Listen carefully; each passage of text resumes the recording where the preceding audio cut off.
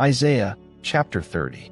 Woe to the rebellious children, says Yahweh, who take counsel, but not from me, and who make an alliance, but not with my spirit, that they may add sin to sin, who set out to go down into Egypt, and have not asked my advice, to strengthen themselves in the strength of Pharaoh, and to take refuge in the shadow of Egypt. Therefore the strength of Pharaoh will be your shame, and the refuge in the shadow of Egypt your confusion. For their princes are at Zoan, and their ambassadors have come to Hanes. They shall all be ashamed because of a people that can't profit them, that are not a help nor profit, but a shame, and also a reproach. The burden of the animals of the south, through the land of trouble and anguish, of the lioness and the lion, the viper and fiery flying serpent, they carry their riches on the shoulders of young donkeys, and their treasures on the humps of camels, to an unprofitable people. For Egypt helps in vain, and to no purpose. Therefore I have called her Rahab, who sits still. Now go, write it before them on a tablet, and inscribe it in a book, that it may be for the time to come forever and ever. For it is a rebellious people, lying children, children who will not hear Yahweh's law, who tell the seers, don't see, and to the prophets, don't prophesy to us right things.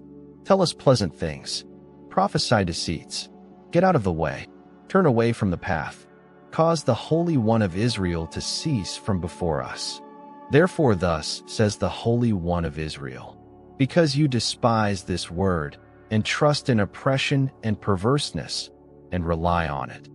Therefore this iniquity shall be to you like a breach ready to fall, swelling out in a high wall, whose breaking comes suddenly in an instant.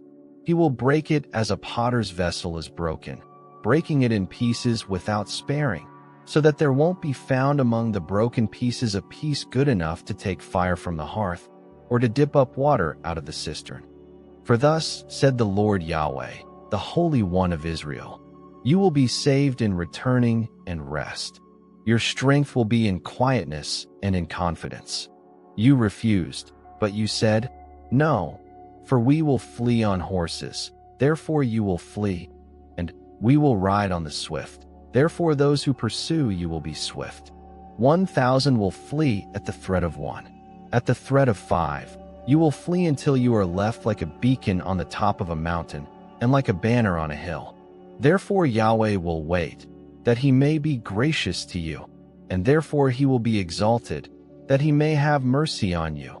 For Yahweh is a God of justice. Blessed are all those who wait for him.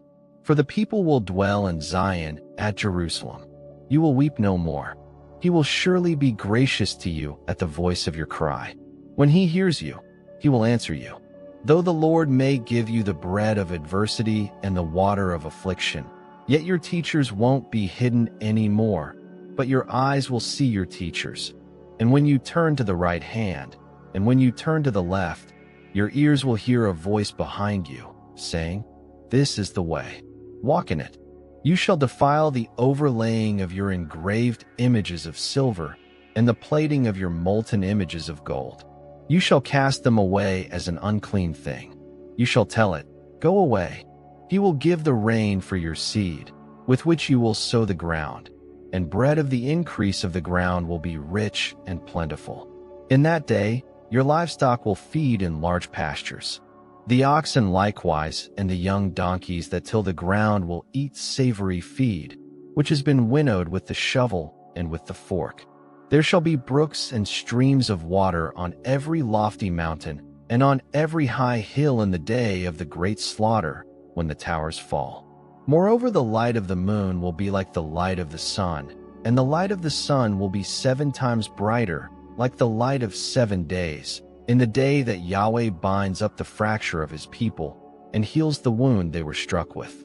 Behold, Yahweh's name comes from far away, burning with his anger, and in thick rising smoke. His lips are full of indignation, and his tongue is as a devouring fire.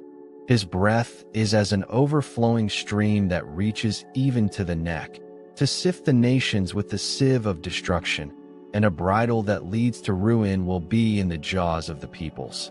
You will have a song, as in the night when a holy feast is kept, and gladness of heart, as when one goes with a flute to come to Yahweh's mountain, to Israel's rock.